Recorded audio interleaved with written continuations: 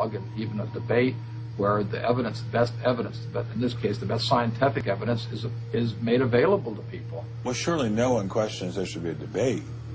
Oh yes, they do. They do? They say the debate has been settled. Well, that the issue's when settled. was the debate settled? Ben, I'd like you to talk to the scientists. You don't want to get your science from me. Mr. Chapman claimed ID had nothing to do with religion. So why was my first stop Biola University, formerly known as the Bible Institute of Los Angeles? Your own personal Jesus. Someone to hear your prayers, someone who cares. Footnote in the history of science, Your inference that own Stonehenge was caused by intelligence. personal These inferences Jesus. are remarkably stable in terms of all the knowledge. Someone to hear your prayers, someone who's there.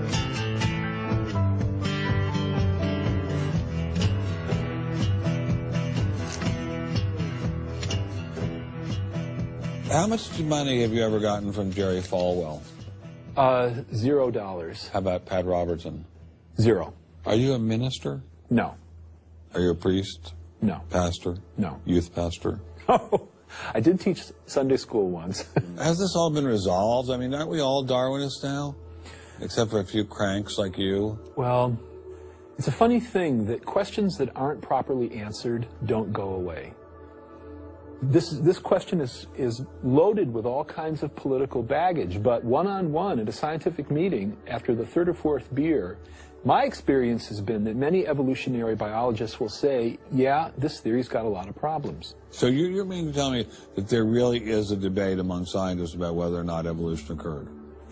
Well, evolution is a kind of funny word. It depends on how one defines it. If it means simply change over time, even the most rock-ribbed fundamentalist knows that the history of the Earth has changed, that there's been change over time.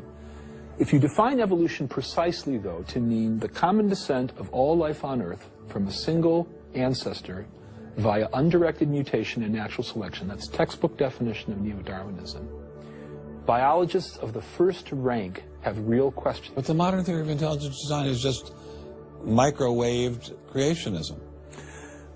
I don't think that's the case. Creationism, properly understood, begins with the Bible and says, how can I fit the Bible into the data of science? Intelligent design doesn't do that.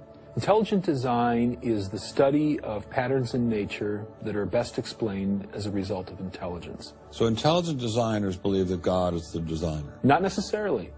Intelligent design is a minimal commitment scientifically to the possibility of detecting intelligent causation. Dr. Nelson didn't sound like a crazy person, but I still suspected ID was nothing but reheated creationism. My next stop didn't seem like it was going to alleviate those fears. I didn't crawl out of the ocean, I didn't come from no monkey.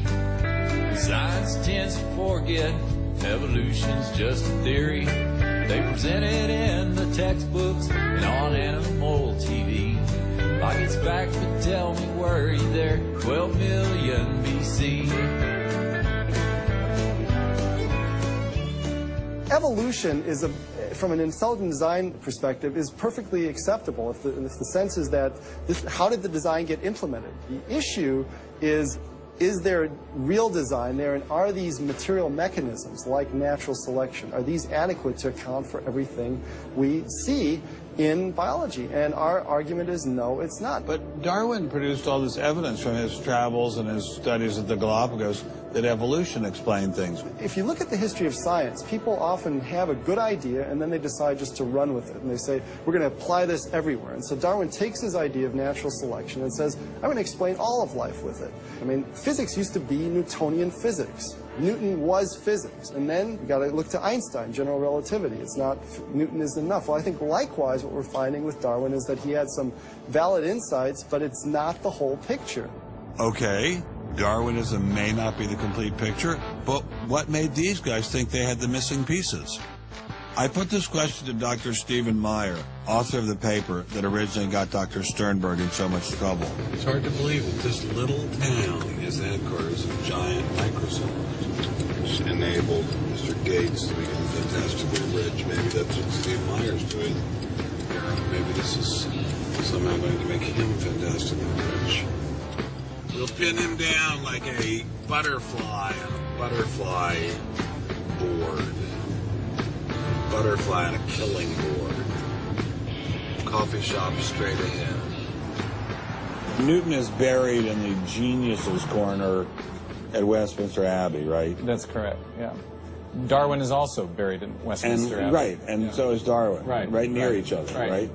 And you're here in Redmond in a little building without a sign, right?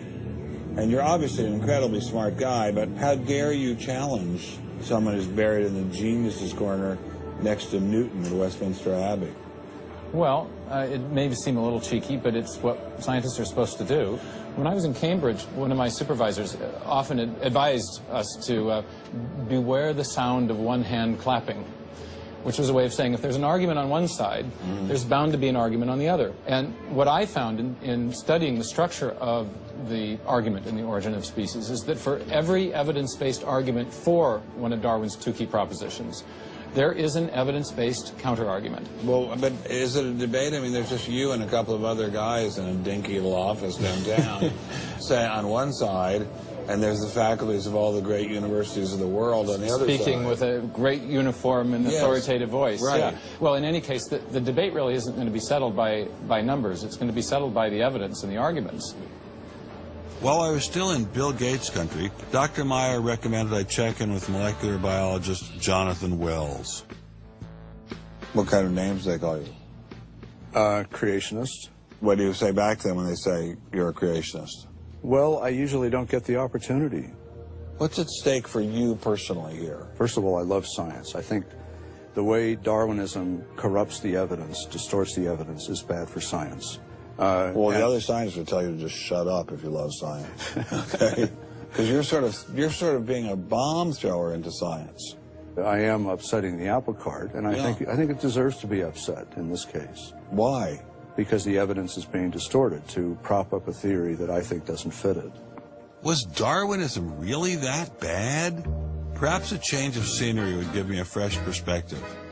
Quand je t'ai vu au coin de la rue, tout est vide, j'ai cru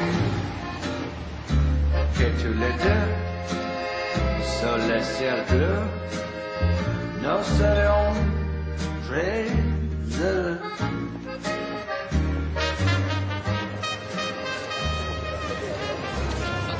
Mr. Berlinski, I assume? How are you, sir? So where are you from originally? I was born in New York. Yes. Spent 31 years in Manhattan. Yes. And I spent a lot of time in California, too. And tell me all the various universities where you studied or taught. You know, I was at Princeton, then I had a professorship at Stanford, and then I left Stanford, and I taught at Rutgers. I left Rutgers, and I taught at the City College in New York. I left the City College of New York. I taught at the Baruch College. I taught at San Jose. What did you teach at Baruch College? Anything they wanted. Come on in. Thank you, monsieur. What an old building. Wow. It's the oldest in Paris. You're kidding. Merci, monsieur. Ah, je vous en prie, monsieur. Merci. Wow, this is fabulous. Let's put it this way. Before you can ask, is Darwinian theory correct or not, you have to ask the preliminary question, is it clear enough so that it could be correct? That's a very different question. One of my prevailing doctrines about Darwinian theory is, man, that thing is just a mess. It's like looking into a room full of smoke. Nothing in the theory is precisely, clearly, carefully defined or delineated. It lacks all of the rigor one expects from mathematical physics, and mathematical physics lacks all of the rigor one expects from mathematics. So we're talking about a gradual descent down the level of intelligibility until we reach evolutionary biology. We don't even know what a species is, for heaven's sakes. So his theory is smoke, but elegant smoke. There's a certain elegance to it, but, you know, I think Einstein had the appropriate remark. He preferred to leave elegance to his tailor. A room full of smoke? That certainly wasn't what I was hearing from prominent Darwinists like Richard Dawkins. Evolution is a fact.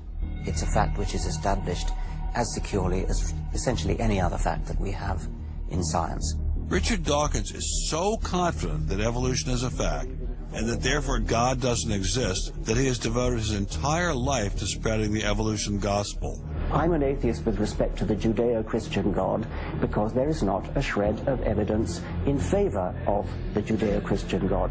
It is completely right to say that since the evidence for evolution is so absolutely, totally overwhelming, nobody who looks at it could possibly doubt that if they were sane.